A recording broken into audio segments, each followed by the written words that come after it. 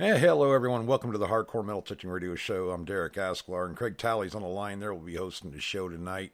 Kind of open lines tonight, guys. Our phone number, if you want to call in with a topic or a story of your last hunt or what have you, is 352-504-4170. And you can call in and get live on the air and talk to everybody. Craig and I have been doing this for quite a while now, and it's kind of, I don't know, some people don't like to get on the radio, Craig, and they worry about talking, but it's just like talking on the telephone, guys. Like you just calling up a friend and talking. So if you haven't done it before, you always can try it tonight. We could try us on Skype too, and I'll put up the Skype number or whatever contact to be able to call in through Skype. If you're on your laptop, or some people have it on their cell phones too, which works out good. But tonight is, like I said, pretty much open lines. Craig has some stuff he wants to talk about a little bit. I think it's pretty neat. So many of us do, videos and live streaming and all this stuff. And the one thing that we have found, just like on metal detectors, the speakers used to be where they weren't the best. Now they're really starting to get some better speakers in these metal detectors, so they're a lot better as far as listening. Well, on cell phones, we have found that the speakers are good. Usually you can get boosters and stuff for them, but your microphone is not the best, or your camcorders too. I know like the GoPro and stuff, they don't have the best built-in microphone to catch, the ambient sound and all that kind of stuff. It's not as clear. You get to almost buy an aftermarket one. But Craig, why don't you tell them what you bought? Because I think it's cool. Yeah, I've been using these Apple earbuds with my iPhone 10, and they just don't sound that great. The hardest thing is I've been researching this, trying to figure out. I've been on forums, Apple community, all kinds. They don't even want to talk about it because it's probably involves a different product than Apple, But I wanted a headset that had I didn't care about the earphones so much as the microphone, but everything is on the earphones, and there's no information on the microphones hardly. Right. So I decided, I spent hours looking through all this stuff, and I started looking at these, and Derek and I kind of talked about it, maybe this might be an option, was gaming headsets, for, these gamers have, they got like surround sound and all kinds of stuff in these gaming sets, and a lot of them do YouTube, so they're talking while they're doing the, while they're playing the game, and they got it live, or they're taping it onto YouTube, so they're talking at the same time. Right. I thought, and I listened to a couple of them, and I thought, yeah, it doesn't sound too bad, So I decided, I didn't know which ones to get. I was looking at them, and some of them are pretty pricey. I mean, some are going $200, $300, $400 even. Yeah, crazy prices. Yeah, and then there's some that are fairly cheap. Like I saw some around $39, but they all have like a boom microphone. And so anyway, I went up to Best Buy, which is in Winchester. It's about 11 miles from my house, and it's pretty, fairly convenient to get there and everything. And so I went in and I saw one of the people, and I was telling him about what I was wanting, and he said, man, I never heard about that. I never had anybody wondering about that. And I said, people said something, I said a couple of people said use Bluetooth. And I and then I go on these other sites and they go, oh no, you don't want to use Bluetooth. Right. It's got lag and stuff, on a lot of them. And they didn't, a lot of people just didn't think much of those little handheld ones unless they were real expensive ones. And I don't mind paying a little bit of money, but I want it to work, Yeah, no doubt. And I don't want to pay a whole bunch of money either. But so anyway, we sat there and they had a huge selection. I mean, I've never seen so many headphones. uh, gaming is huge. I mean, they had so much equipment there, it was unbelievable. And so anyway, the guy saw this other guy walking by, and he was a geek, one of the Geek Squad guys, genius guys. Yeah. So he said, hey, wait a minute. He goes, hey, are you busy? And the guy says, no. And he goes, this guy's a gamer. He puts together gaming things. So the guy introduced himself, and it turns out he puts together up to $150,000 systems for people. Oh my God! That's crazy, buddy. And he said, oh yeah, these guys got these monitors that go all the way, like 5 or 6 feet across,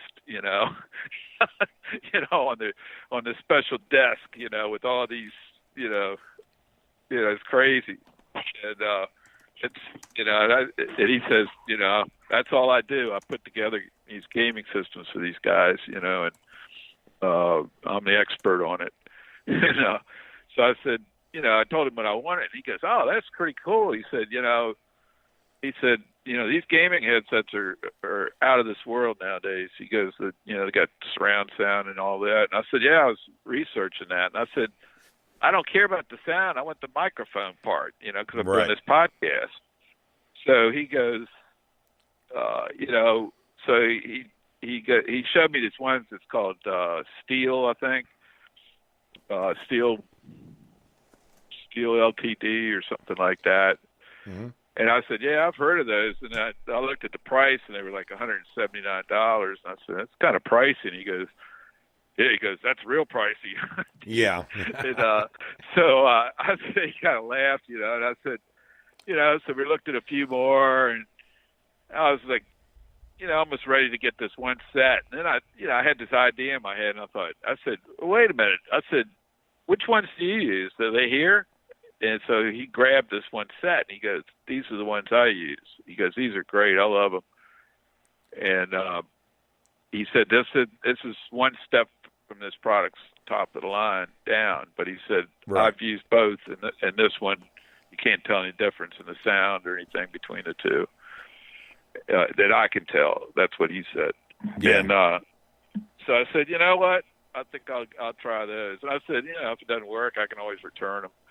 And I said, I hope I don't have to try every one of them before I get the right one. He just started laughing, But anyway, I got home and I took the thing, opened it up, and it's real sturdy. It cost me $100 plus tax, and so it's called HyperX Cloud 2, and they're aluminum and molded plastic around the aluminum stuff, and real solid but real lightweight.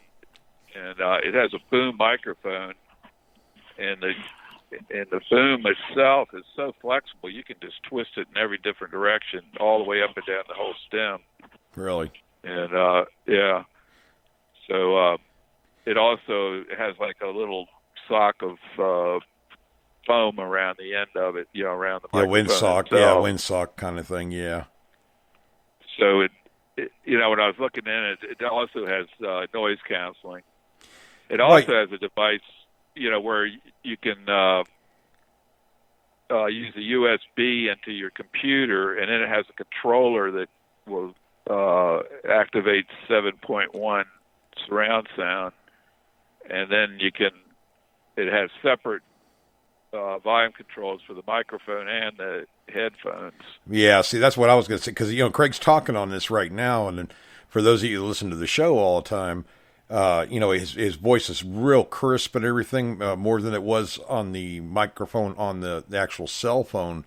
The only thing that we have to kind of tune in a little bit more, it's clear, I like it, but it doesn't have, he hasn't adjusted the bass and stuff on it. He'll be able to do that. I think we'll figure it out. It's one of those works in progress, but I mean, I think it sounds 100% better than just talking on a regular cell phone. It's funny how that works, Craig, because like when Brandon Stewart would call in, he's on a Galaxy phone, and my God, it just sounds better than my microphone, and I'm running, I run a Rode right now, but I mean, just out of his cell phone, it sounds like he's right next to you. I don't know how that works, or you think with the iPhone, it's top of the line, I would call it, but these Galaxy phones are catching up pretty quick, apparently. Oh, they're all good. I mean, Yeah. it's incredible how good they've gotten. And there's so much competition between them. They got this one called 1-to-1, I think it is, and they're up to their 7th or 8th model, and they do. It's a Chinese company, but it's the things are only like $300 or $400, I think. Right. But it's got the technology of the Galaxies and the iPhones even. Well, I thought about this where you're Highway. Oh, good. Sorry. Highway, or it's a Huawei, or it's a Highway, or something like that. The other Chinese company, they got really good technology. It's just, it's incredible that it's getting so where I think a lot of these companies are getting away from the computers because, Apple is starting to convert the iPad. In the fall, it's going to be iPad's going to have its own operating system, and you'll be able to sync it with the computer as a monitor and all kinds of stuff. You can, it's going to be, it's going to start merging. This is the first time it's really going to merge, big time, but it's going to still be refined over. It's getting so where video editors are starting to use iPad Pros and Luminosity right. as to do videos, and they're just as professional as Adobe and all these. Adobe is doing something stupid. They're doubling the price of their products. Right. I just don't. Don't fix it until it is, right? Don't fix it until it's broke.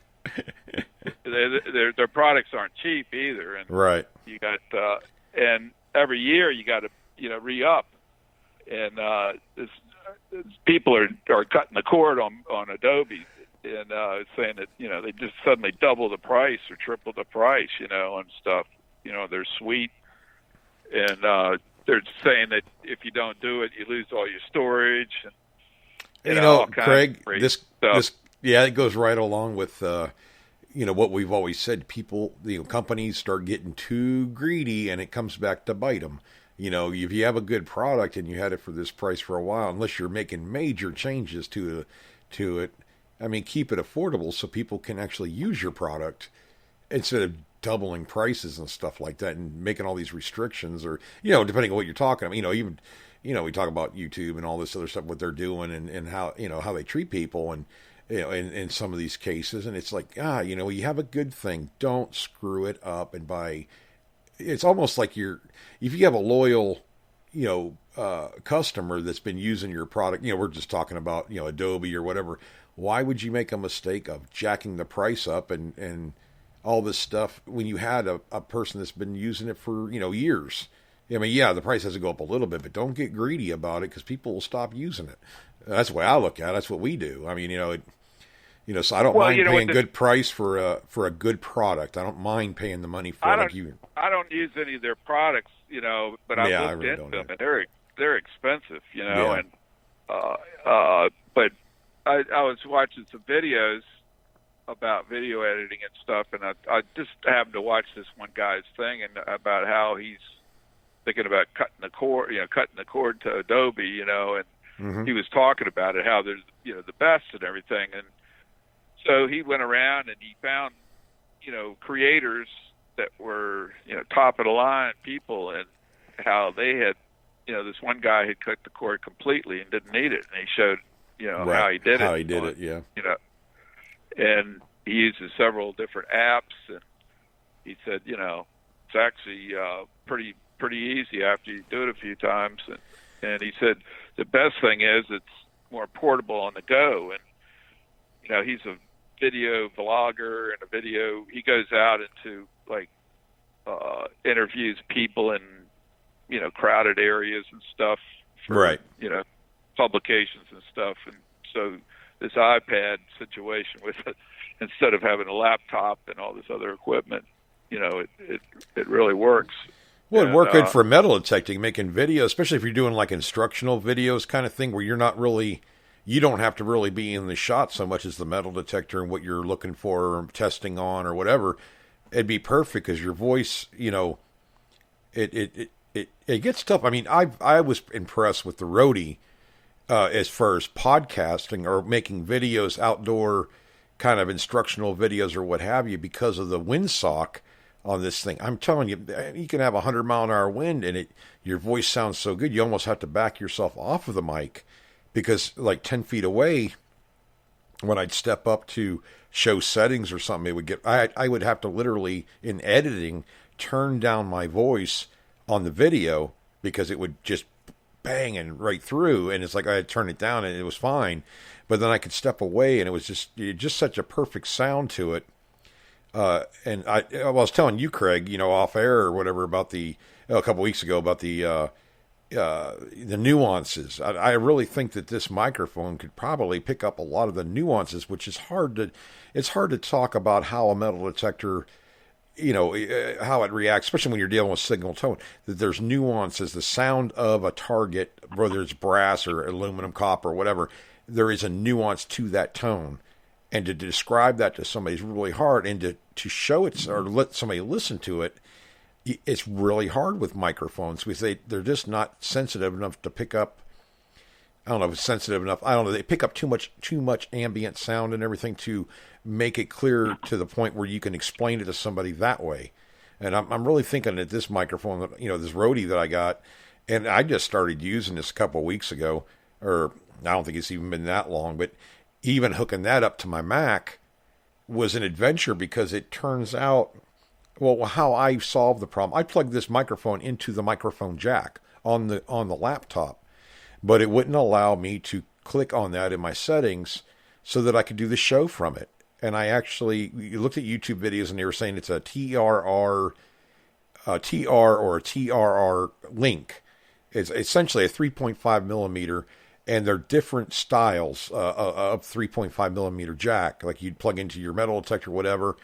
It goes from 2 to 4 or 3 to 4 on the little, I want to call them knobbies, Craig, because I don't want to call them on the part that you stick in the computer or inside the jack. There's like little ridges, and there's 3 of them on the one you need, but there's only 2 that come on the microphone wire itself, so you have to buy a adapter. Well, I did that. I bought 2 of them actually from eBay, put them on, still didn't solve the problem. And I'm like, my God, I have a good microphone. I can't use it. Well, I looked in a box of stuff, Craig, that I'd bought years ago. I mean, probably 4 years ago anyways. When we first started doing podcasting, and I bought something called an iMic. And it's a little roundish box, flat. It's about the thickness of about a half-inch thick, and it's about the size of a silver dollar. And it has a wire that plugs into the USB. But I could take the wired 3.5 jack and plug it into this thing, and then plug that into my laptop. And now, lo and behold, I can use this microphone that I was only able to use on my GoPro when I was doing videos, it worked really good with the GoPro, but you had to buy a special adapter for it to plug into the GoPro also. It's just weird the way these microphones, there's so many different styles and stuff like that, but they're actually pretty good quality. If you buy something, even the Blue Snowball, I mean, there's shotgun mics and they call them shotgun mics or condenser mics and this kind of mic, and it's like, I don't know, it blows your mind after a while when you start doing it and trying to explain it. It's even harder, but the quality, if you can get good quality sound on a product that doesn't cost you $1 million, that's, that's the name of the game. And getting quality, a good product for a good price. And microphones can be, oh, believe me. I mean, I think Dave paid, what was it, a couple $1,000s for a microphone. I mean, it's not unheard of. I mean, yeah. Microphones are, and you can, they're professional grade and everything, but really all you want is clear sound that people can understand, that comes through, good, decent. I mean, I don't need to have the thing that makes me sound, I don't know. I don't need a $3,000 microphone or a $1,000 microphone. I mean, a couple $100 on a microphone is plenty good enough. I think it comes through clear. Yeah, it's not going to get rid of all the ambient sound so good sometimes or whatever. It depends on your situation. But being mobile for us is what it's all about.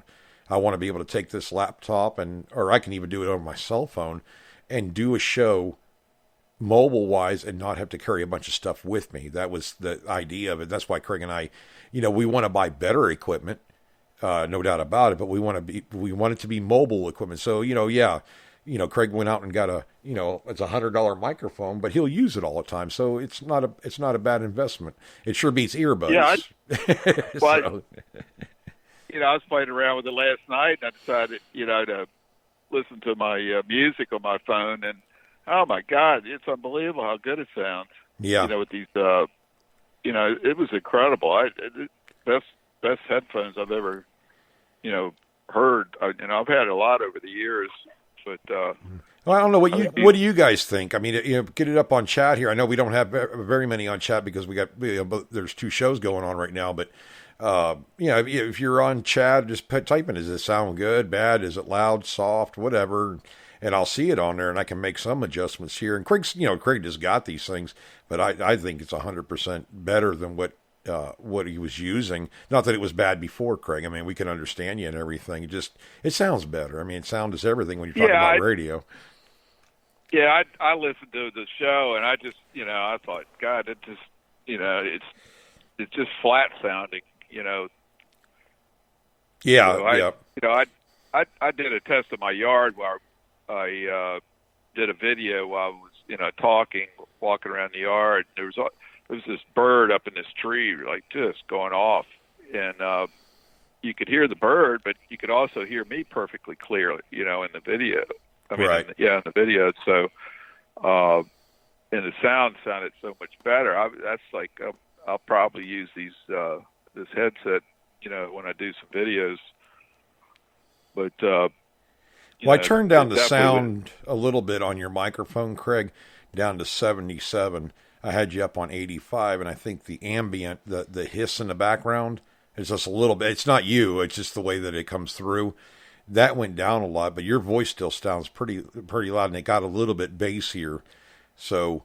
Maybe I can make adjustments here. Now, I don't run a soundboard like a lot of the podcasters do. I'm just pretty much running, but there are some adjustments I can make. I just don't want to tweak it right now while I got guys on air, because if I hit the wrong button, we know what happens. Don't fix it until it's broke. So exactly. But Craig's made a couple of good investments. And it's funny how the story on this goes, and I haven't talked to him a lot about it, but. Tell them about that detector shaft, Craig. I didn't realize who you got it from and all that, but that really. Well, I'll let Craig tell you about it because he bought it. Yeah, I don't have it yet, but it's telescopic fiber carbon I have for the Equinox, and I've been looking at a few, and I was. I liked a couple of them, and I was thinking, I kind of like the Anderson one. They make really good ones, and I saw this other one that I think there was 4 different ones. One of them, it was slightly telescopic. I think it telescoped about maybe 6 inches. Right. And then I saw another one that was, I think, came out of Australia. And it was like it's called red belly.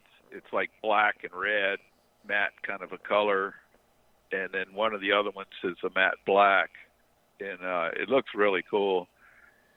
But this other one is telescopic. I can't remember what the exact name is, but it's the first part is telescoping, but it slides down to I think it's 21 inches, 21, 22 inches, something like that. That's not bad at all. And anyway, it's got these cam locks on it, and it's also the pole has like a groove down, so it won't turn. Oh, it won't do that wobble thing. Yeah, it won't wobble, and everything is tightened up, and everything is it's just. I think it was $159, plus tax, and I had a reward off of. I got like a $5 reward off of eBay, and so I went ahead and got it. But a couple weeks ago, I saw. Well, it was about a month ago, I guess. I saw it, and then I was on their page, and they said, if they had any notifications. So I clicked to get their notifications. So I got this one that they were doing a live stream, and the guy was, I think the guy's name's Emmerich, and his company's making all kinds of different products for the Equinox and Mind Lamps in general. And, right. So anyway, they've tweaked this thing a couple times, and they finally, they had a couple little problems, nothing serious, but they wanted it to be perfect, so they sent a couple out, and then they tweaked it a little bit. But anyway, he was unboxing it, and then it was live, so I asked him, and he was talking about how much lighter it was, and I said, well, how much exactly is the machine going to weigh with the new product on it? So he said, wait a minute. So he got on his cell phone and he called this guy, and he says, this guy's coming in about 5 minutes, and he's going to bring a scale, and we'll weigh it. And I said, oh, cool. That'll work. Wait. And so it turned out it took a little over 4 ounces. I think it took 4.1 ounces off the weight of the Equinox. So I think right Equinox now, is already light already, so that's really cool, Craig. Wait, it doesn't sound and we should explain too with the, a lot of you newer people out there that maybe are metal detecting, thinking about buying metal detectors. I mean, 4 ounces doesn't sound like much, but when it is. I mean, when you're talking about swinging anything for, 5, 6, 7 hours, I mean, some detectors weigh as much as 5.5, 6 pounds, and other ones like the Equinox are 2.5 pounds, Craig, if that. Yeah. Right. We'll just say 3 pounds just because, but. Well, it's 2.91 pounds, I believe. And right. then this will make it down to, less than 2.5 pounds. And that's really good. I mean, but the other thing is it'll squeeze down to us, really short, I love the Deus because you can, shrink it right up. I used to shrink it up, put it in a backpack, and take as light as a feather anyway. Well, you also can, think about it too, Craig. If a lot of these guys do, fly places too, and maybe they're on business, but they get a chance to metal detect. Yep. That shrinks down to 22.5 inches. That's small enough to fit in a carry-on bag, I think, because I think carry-on bags can be 24, like 2 foot, whatever. I don't know how the laws have changed on that, but I mean, yeah, you quite literally could probably put it in a carry-on bag. That would be awesome. You wouldn't have to check bag it, nothing. I've always worried about doing that, like when I was, Well, you could even take it apart, and it probably even get smaller. Yeah, exactly. But put it in your truck instead of laying it in the back seat and having the detector bouncing all around. You shrink it up. You can put it on a floorboard right next to you or on a seat next to you. Put a seat belt on it so it doesn't fly forward. Protect your metal detector. They're coming out with so many good products. Craig, it ended up being, I think you said something about it was Evan or Sirius Detecting that had those up for. Oh, yeah. Yeah, I thought I was getting it from Australia, but they said it was I ordered it. I think it was yesterday, and I'm going to get it Saturday, according to what it said. But it turns out it's coming from Evan up there in Sirius Detecting. And, yeah, he's a great guy. So they sell a hell of a lot of products. They're big, huge. Oh, what we probably should talk about, Sirius Detecting a lot more. SiriusDetecting.com. Get a chance, check it out. Evan has a lot of different metal detecting products, a lot of different metal detectors. And for you people getting into the hobby, he has a couple of pages, I think, of used and demo metal detectors. They're considerably cheaper than the brand new counterpart. They're and Evan, they work and everything. You don't have to worry about that. It looked like he has some good payment plans too. Oh yeah, that's what I was going to say. They actually does payment plans. I think I'm just off the top of my head. I think it was a Deus. I think it was a brand new one actually, it was $71 a month. That's not bad. I mean, really, when you think about it, I mean, I can afford to come up with money during the month, but coming up with $1,500 or whatever a day is cost, it's kind of hard to come up with. But some of the other ones, I think I saw they had a White's TDI on. He even does the payments on the used metal detectors and the demo ones. Now it's going through a firm or something like that. I don't know, whatever. But at least it's an option. If I don't know what the criteria is as far as that goes, but if you could take advantage of it and get yourself into even a better detector when you're ready, I mean, and not cost you so much at one time. I mean, some of the I think they had, I want to say it was a DFX or a MXT. I think it was like $45 a month or something. And it's not bad. I mean, you can't, and they gave you an amount of time to pay it off. I think it was, I don't know, 12 months, 18 months, whatever. It's pretty much you can spread them out or shorten them up where you want them if you qualify for them. I don't know what the criteria is and how stringent they are or anything, but it was a good option because we just had a guy on the show about a week ago that was calling and he was wanting to get back into the hobby and he had no idea what to buy or where, that, well, he had a detector already, but he was asking for how to ask for permissions on properties and stuff. But, we've had these emails from people that, I'm getting into the hobby. What do I buy? Do I buy this or that? And the thing that we found is that they were looking at the price because that's a big factor.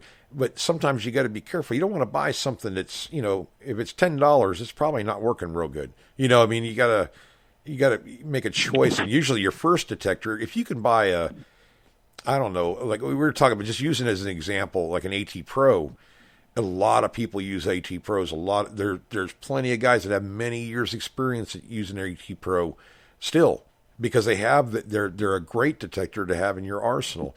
But, rather than spending, you spend like $400 or $500, whatever it is for an AT Pro, if you know that you're going to pretty much like the hobby, you're getting a machine that you can grow into and kind of use and get used to and buy aftermarket coils for and this and that. It's versatile. And and you'll be able to sell it too. Oh yeah, try to move it on to somebody else. Yeah. But with Evan, he has shovels, pinpointers, whatever. It's like a superstore. But I've dealt with Evan for years. I talked, we were kind of friends anyways, but I talked to him on the phone and stuff, and he's always so pro customer service. That's what I like about Evan. I mean, he calls it like he sees it.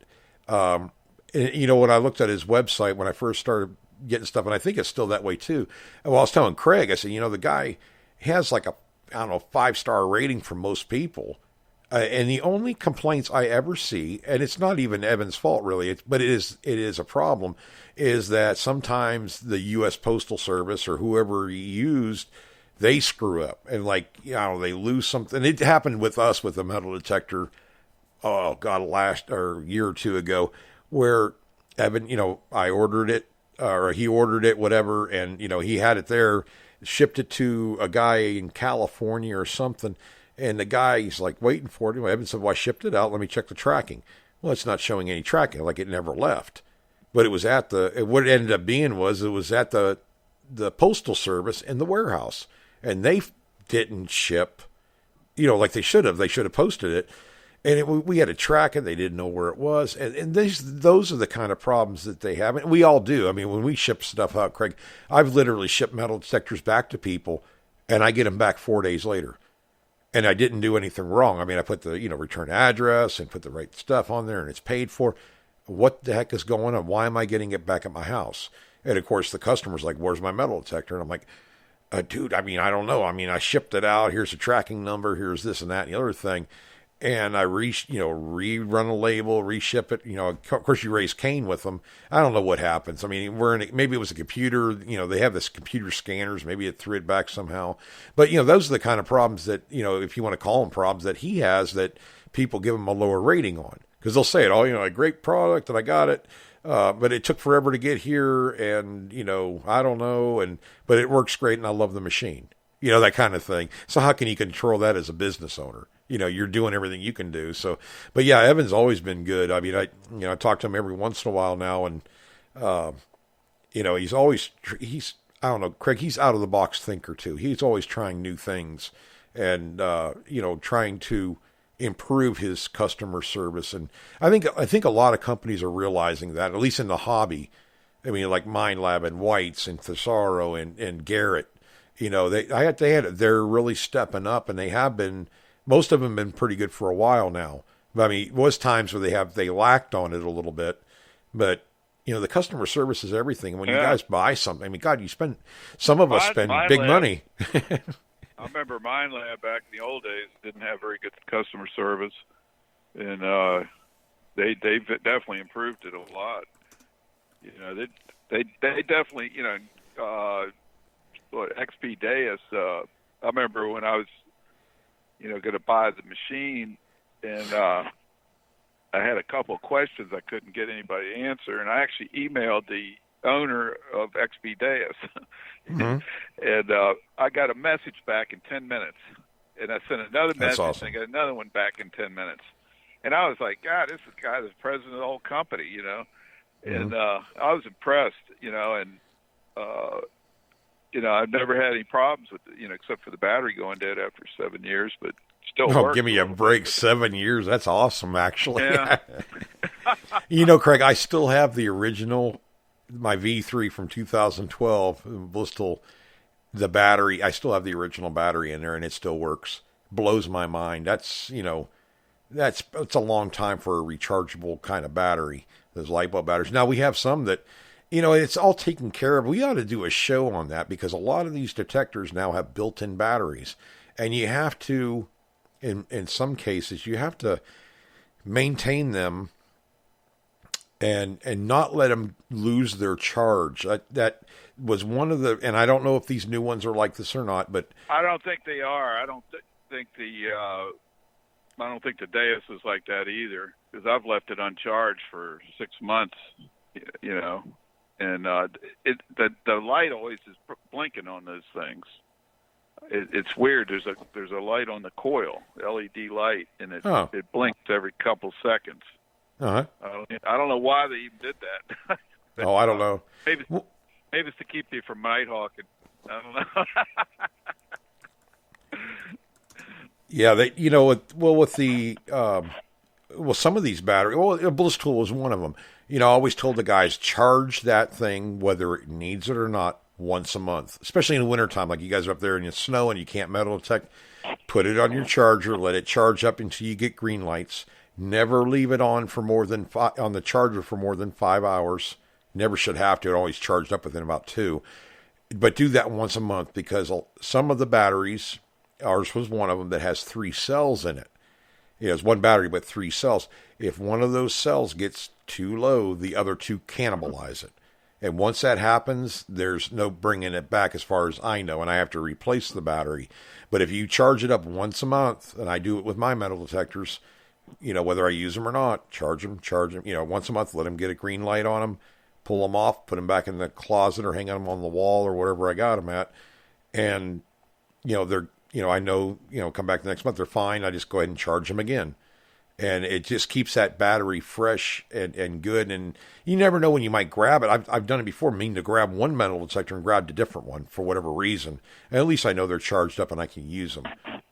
But yeah, you don't want to overcharge batteries. I don't know if it's possible. They may have safeties in them now but it used to be, oh God, Greg, I'm talking 20 years ago now, but like battery operated drills.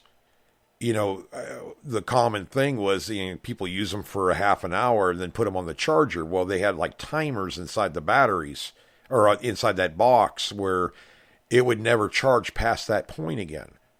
And you had to reset them somehow. There was a trick to it.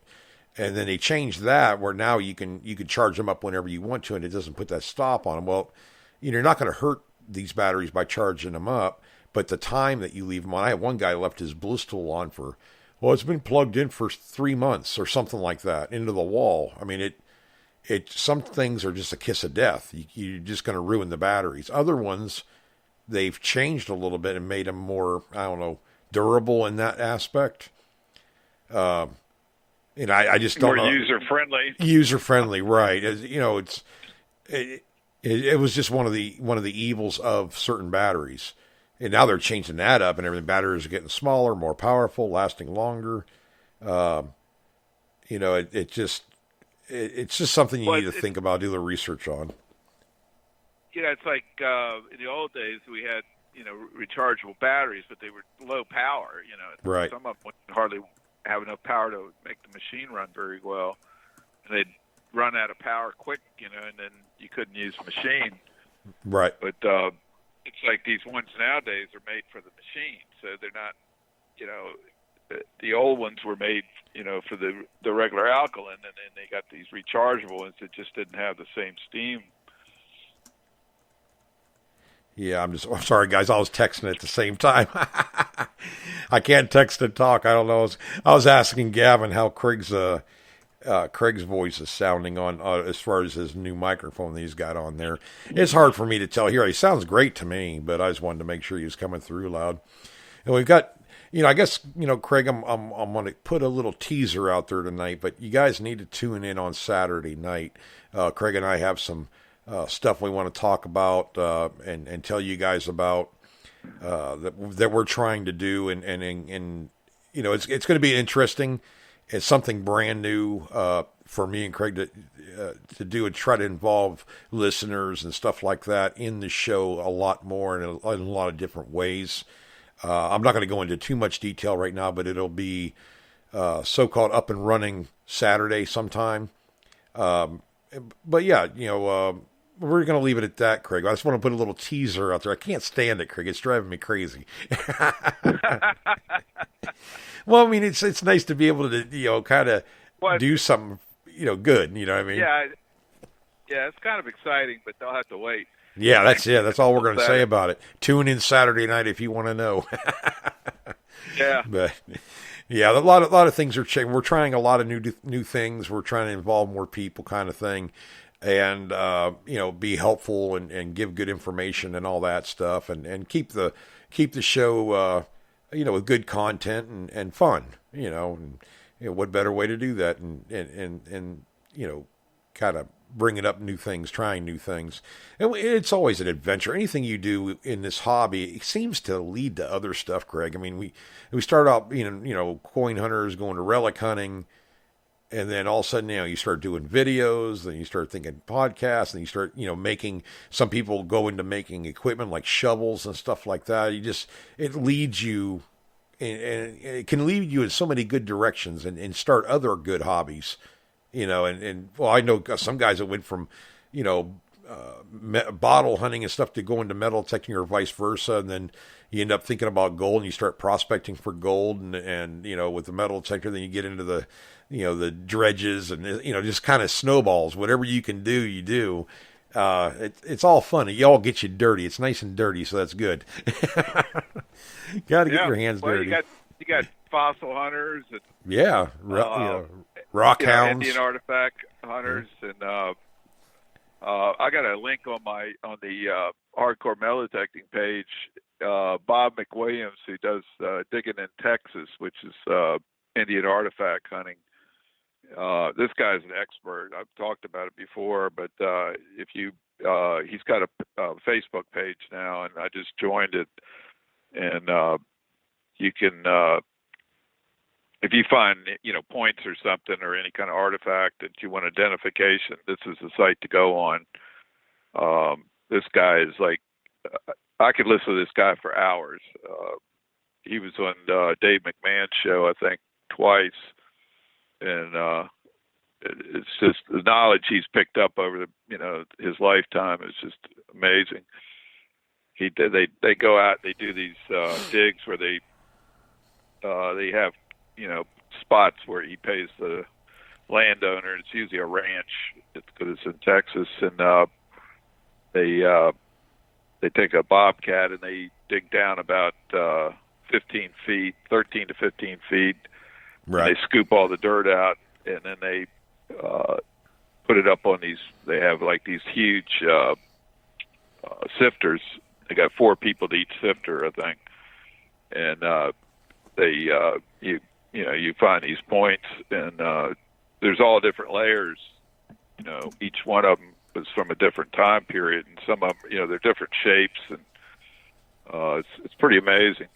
Yeah. But he said that there'll be a guy on one side of the screen that's a truck driver, and the guy on the other side of the screen is a Attorney General of Texas. And he said there'll be doctors and lawyers and construction workers and just regular guys, the one thing they have in common is just, it's so exciting to find these artifacts. And I think the oldest ones are like 15,000 years old at the very bottom. It's almost like metal detecting in the hobby here, because we know such a wide range of people that do so many different things for a living. We got lawyers and doctors and cops and farmers and whatever. I mean, the whole spectrum of people that do different things for a living and live different kind of lives and everything. But the one thing that gets them, they're like-minded about is metal detecting, treasure hunting, whatever. It just sparks that interest, that adventurous side. And, it's the same, like you said, it's the same with the fossil hunters and the artifact hunters. It's neat, because especially when you get together, because it's like, I don't know, it's kind of surreal in a way, like when we go to the hunts up there, CWPPO, or we go to digging in Virginia or whatever we're going to, as far as these hunts go, there's so many different kinds of people, but we all have the same kind of camaraderie in this hobby. And it makes it nice. I mean, you just meet people that you probably wouldn't normally meet, in regular life or whatever. So I would have never met Craig if I hadn't gotten involved with, metal detecting in the first place, really. And, we've become really good friends over the years, and we've made a lot of friends out here. I mean, a couple of you guys on there now, Bill Marsh, well, even Gavin. Gavin lives all the way over there in Australia. But you know what? I could probably hang out with Gavin and go metal detecting any day of the week. It doesn't matter. Yeah. Just regular people, makes it nice. But, some of these other products too, Craig, I can't remember. Loy from Relics Radio posted it up on his Facebook page about that one pinpointer. Oh, gosh darn it. The one that you can interchange I'm going to call it a probe, because I don't know how to describe it. The end of the pinpointer, where it's like normal, like looks like a carrot or whatever. Is that scuba probe or something like that? Yeah, you could put a actual, like a 3 or 4 inch coil, like a metal detecting coil on it. It has an attachment. You slide it on, or you could put a regular pinpointer probe on there. I thought that was a neat. I haven't done much research on them yet. I guess they work pretty good from what Loy said. But yeah, I might try that. That'd be great in like hut sites and stuff. Or you're digging down in there. That would really. I don't know what the distance are. I guess I got to review that product. I wonder how far it can pick up like a dime, with that coil looking thing on it. To be able to get in the sidewalls. Probably 3 or 4 inches, maybe. I think more than that. I bet you more than that. I bet you about 6 inches away. We'll have to have a bet on that one. I bet you $1. A solid quarter. A solid quarter. I don't know. Well, it's like the Detechnix is a pulse induction pinpointer, and it picks up a dime from 4 inches away. But if that thing had a coil, well, they do have one with a coil on it. Actually, I want to get one of those just to see. I think Mark Hoover has was it a Vibra Pro? I think that's the one he has. And, the only thing that I didn't, I'm not sure if it's a Vibra Pro. Now I'm losing my mind. I don't know. He has one that has like a coil on it, permanent-wise. But the only thing I didn't like about the one Vibra Pro I had was that you had to tilt the pinpointer in a certain way to get it to turn on. It didn't have a push button, if that makes sense, Craig. At least the one I had a couple years ago. And I like this Detechnix because I turned it on, and I actually have done it before. You dig a deep hole, you're trying to get a target, you can't find it. I'll grab the lanyard that's connected to it, drop the pinpointer right into the hole, and and if it's, at least I know I got to dig farther, or if it's in the sidewall, just by pulling it up, so you don't have to get down on your hands and knees and everything, reach all the way down in the hole and stuff. I just drop it down in there, then I can pick it right back up and put it on back on my detector, because I have mine, the holsters actually, or what holster for the pinpointer, I actually have it zip tied to my metal detecting shaft. So I don't even have to keep it in my fine bag. I just grab it right off the shaft of the metal detector and use it that way. And it, because I don't have a screen and all that, it's like you do on the Equinox. I do the Blissful has the S shaft on it, but it seems to work out pretty good for me. But yeah, I mean, there's just so many different pinpointers out there too and there's most of them are pretty. I mean, really, when you think about it, Craig, most of them are pretty good. Like the ones, I don't know, not Quest. What is it? You told me the actual name now of it. Well, I'm going to call it Scuba. No, the Detechnix one. Well, it's Quest, and then there's another name for it. But anyways, like theirs, and then you have the Garrett Carrot, then you have X pointer. X pointer, right? Everybody make them change their names and stuff. But yeah, the X pointer, and then you have the Garrett Carrot, and then White's has one out. I can't remember the name of that one, but they're all pretty good quality. I figured if any pinpointer that can get a dime or start beeping on a dime at 3 or even 4 inches, that's really good, because really you don't want one that's getting much deeper than that, because you don't need another metal detector. You already got one of those. You just want to find the target, and it makes it nice, especially if you're in somebody's yard. If you're getting a pretty strong signal, sometimes you can just take that, Detechnix and put it right there on the ground, and you can actually start picking up and know exactly where that target is. So you don't have to make a big, damaging hole in the yard. You can do it like that on the beaches too, because a lot of people don't understand. You're on a beach, you think that a penny would be so easy to see, in just loose sand. These targets can hide so good. I mean, Craig and I have, tried to locate a pistol bullet, and you got a bunch of nails in there. My God, it's crazy. You have a nail. Where's the good target? You're waving your hand over the coil, everything else, and you got to pick this little pistol bullet was down in there, and that's what your detector was picking up. But a pinpointer makes this so much easier, and you don't risk damaging things like digging down in. So these newer detectors, you're getting deeper, so you start putting that shovel in the ground, and you go to pull back to get the scoop out of the ground, when you rake it right across the coin. And I know it's happened to everybody out there at some time or another. But with the pinpointer, you can take a scoop out of the ground. It's about 8 inches down in the ground, so you take your pinpointer out, you can find out right where it is, and you don't end up scratching the target. Because what was your next door neighbor? Wasn't it his first breastplate he cut in half, shoved the shovel right through it? And, yeah. Oh my God, I'd cry. I mean, you work so hard to try to find one of those things, and lucky enough to find one, and then you jam your shovel right through it. But it's just pinpointing. Yeah, it's like the guy the day before I dug my first plate. I took the guy on the site. I dug a 3-cent piece the day before, and I took my buddies over there, and the guy he chops a rare medium U.S. plate right in half between the S and the U. Mm-hmm. But, it was in an area where there was all these beer cans in the ground, and he dug about 10 of them, and, he gets another signal pretty much like a beer can, and chopping away, and that kind of stuff happens. Oh, yeah. Yeah, Brandon over here on chat here says he's been using a Garrett Carrot for about 2 years, and it's pretty good, solid pinpointer. It does go through 9-volt batteries, though. I mean, the Quest does too, or the X pointer does that too. But I mean, it's good, solid, durable. And Gavin's using an original Garrett Pro pointer, and I'm, Brandon says batteries too. But yeah, they do go through batteries, but it's worth it. I mean, it's so much better. If any of you ever bought a pinpointer that was less than, you all right? Craig? What? Oh, I don't know. I'm making weird sounds on the microphone or something. I was picking up my coffee cup. Oh, okay. Yeah, I pulled it right through. I'm like, what is that? It's not like somebody was trying to rip your head off or something.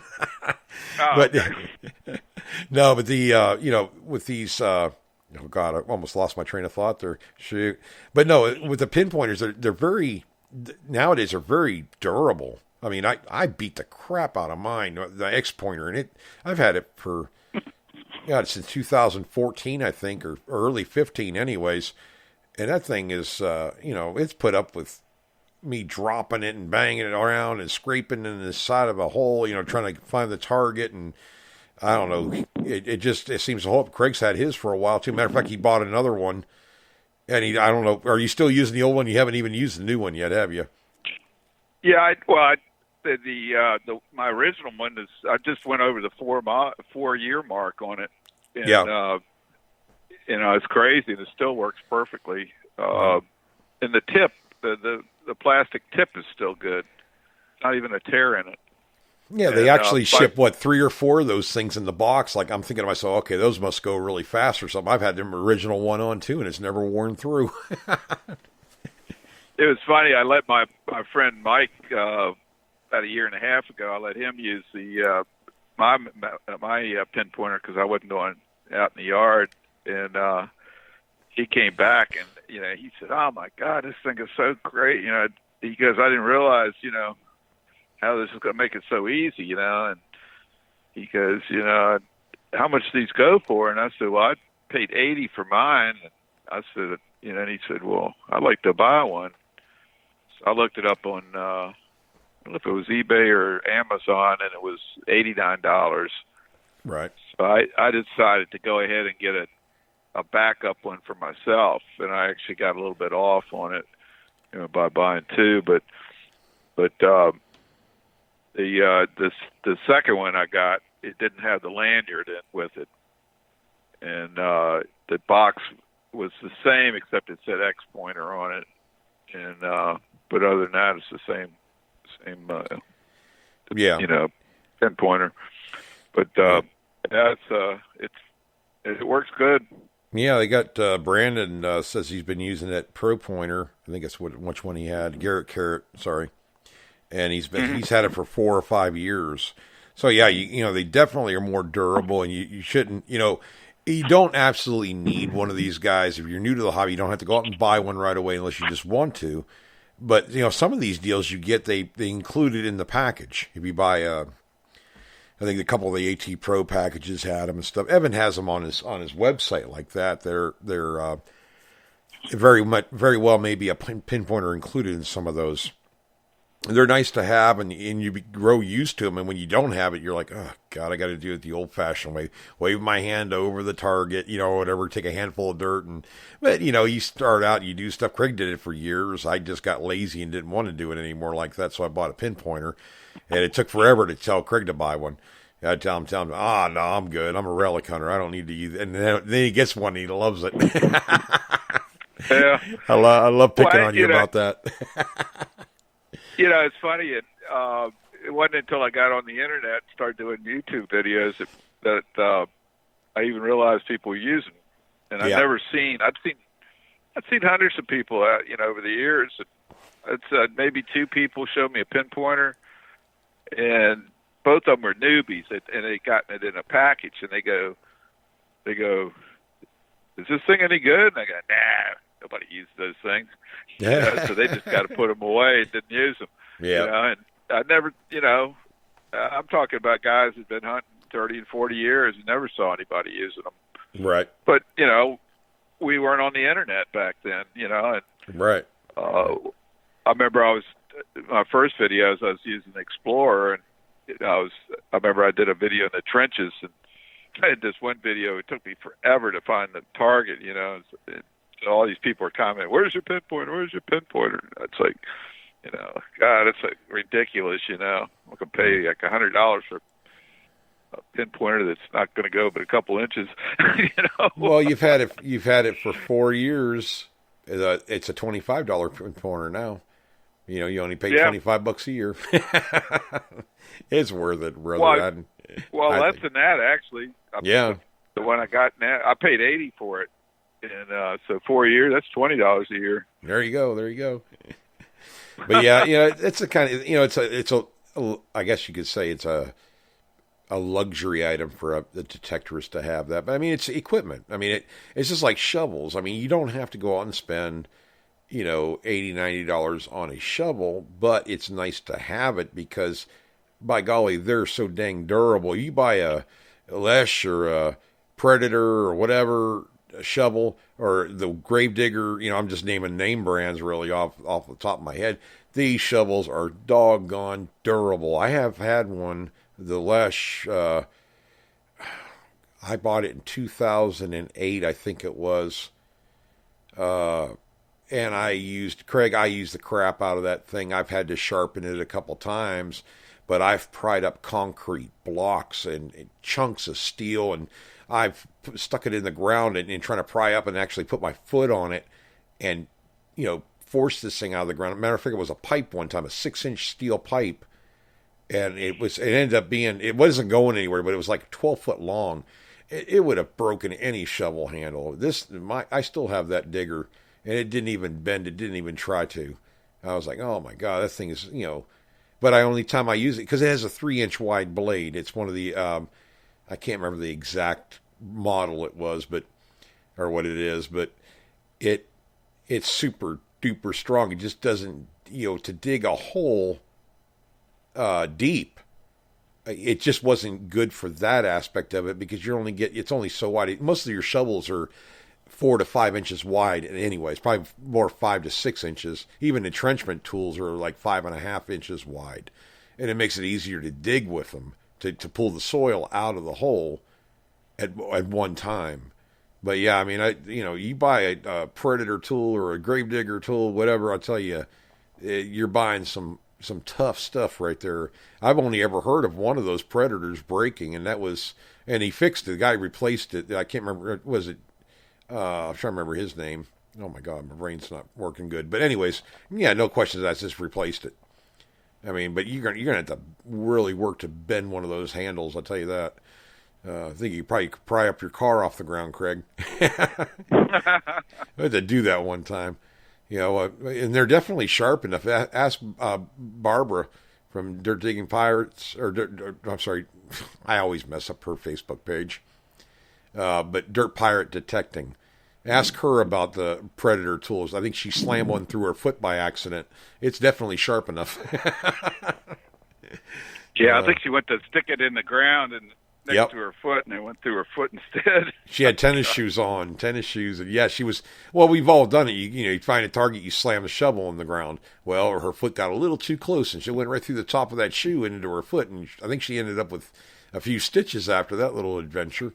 But we've all almost done it. I wear, that's another thing, even footwear, Craig. I mean, Thorogood. I'll promote the heck out of those people, because I've had the same pair of boots going on almost 3 years now. They're composite toe.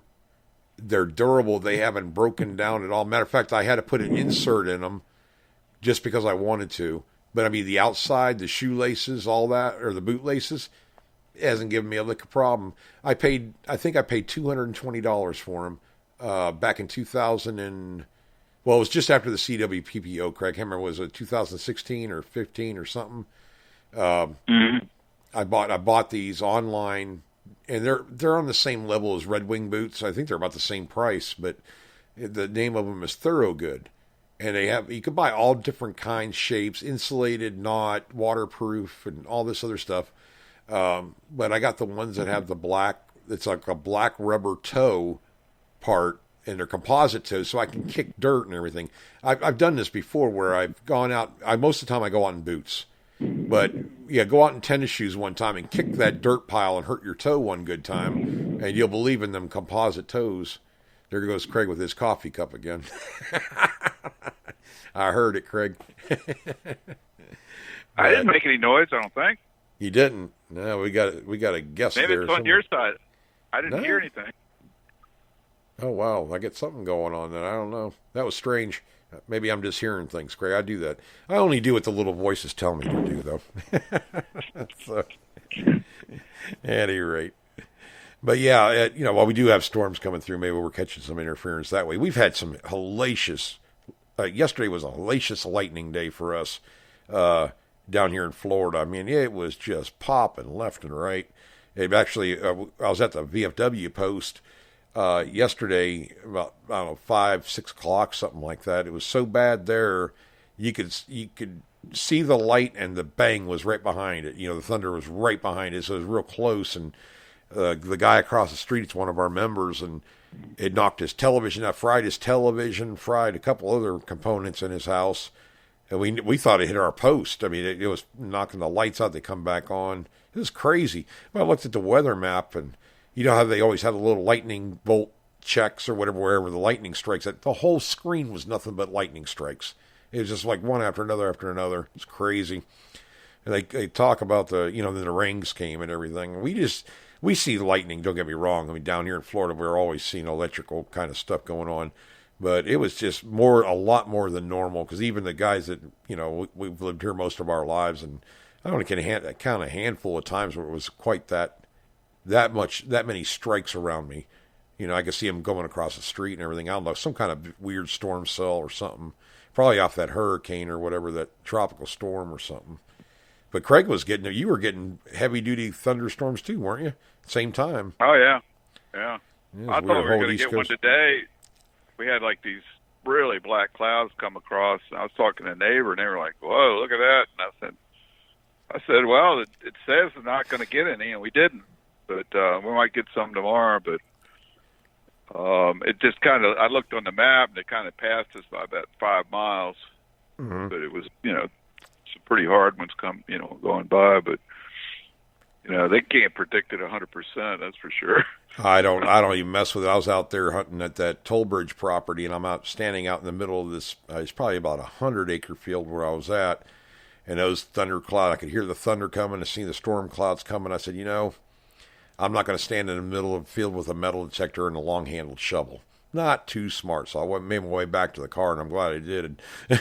a lot of lightning down here in Florida. I've seen. Well, there's been stories of people out there fishing right off the shore and blue skies, and all of a sudden, boom, get zapped by lightning and hit that fishing rod. And boom, or golfers too. That's another one. Don't golf in the rain. It's not the smartest thing to do. It'll light up your light, baby. Light up your life. But yeah, Craig, probably going to wrap it up for tonight. Remember, after 9 o'clock, we'll be kind of on time anyways. And we got a morning show too, Coffee with Derek and Craig. We've been doing it for a couple of weeks now. We kind of like it, and we try to be more selective on our topic. It's only a half an hour show too, so maybe you guys can catch it on the way to work or whatever. And do check out our show on Saturday night. I'm gonna tell you, this is a little teaser, I guess. We're going to be talking about some, we think is pretty cool stuff anyway, stuff that we're trying to do and doing, and it involves, our listeners and stuff like that. I think it'll be a good time anyways. We're excited about it anyways, so it's always fun trying to do new things that kind of help out, everybody. So at any rate, Craig, I'm probably going to wrap it up then, I guess, buddy. All right, sounds good. Now, I'll talk to you in the morning. Make sure the coffee's hot and strong. Oh, yeah. Now, I got to make my triple espresso something or another. I don't know. Just straight up fill the coffee filter all the way up with coffee and run it through with about 2 cups of water. Yeah. Anyways, Gavin, have a good night. Brandon, Bill, and whoever else is on chat right there, you guys have a good night. Thanks for tuning in. Tell a friend. Make sure you like and follow the show. And we go by word of mouth most of the time. So, if you have a buddy that likes metal detecting or whatever, or maybe even thinking about it, tell them about the show. Listen to it on your way to work. Be fun. Call in if you like. We'll take calls. But we're not going to guarantee we're going to stay to a half an hour, because it's real hard for me and Craig not to talk more than a half an hour or whatever, less than a half an hour. Yeah. Each time it's been a long day. I'm getting my words tied up again. Anyways, guys, thanks for listening in. We'll talk to you later. Check out the Facebook page. Craig's been posting up a lot more stuff. People have too. I've seen Gavin posted up a couple things. And Craig, we had to talk about that because I think they're over on notifications or something. I was looking on it the other day. Gavin had made a couple posts. So we got to figure out what's going on with that part of it. But we'll talk more about it on Saturday night and make it a little bit easier for y'all. So catch you later. Keep digging, and God bless.